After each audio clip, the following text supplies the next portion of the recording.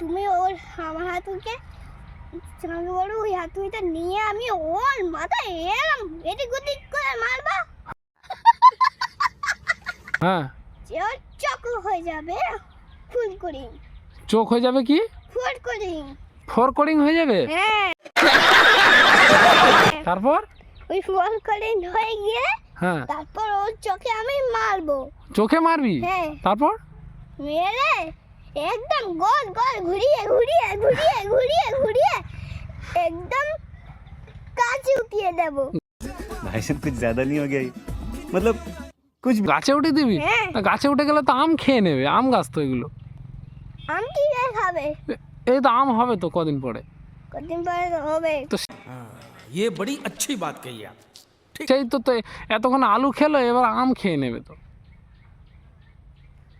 ওকে শুধু দুষ্টু যেতে পারলে মারতে পারবে না, শুধু জাদু হাতুড়ি তো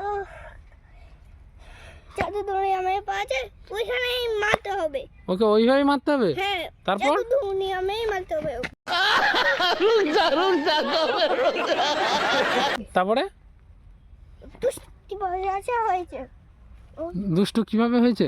হ্যাঁ, দুষ্টি লক্ষ্য আছে ওর টাকা নিয়ে নিতে, এই জন্য ওকে জাদু হাতুড়ি মারতে পারবে।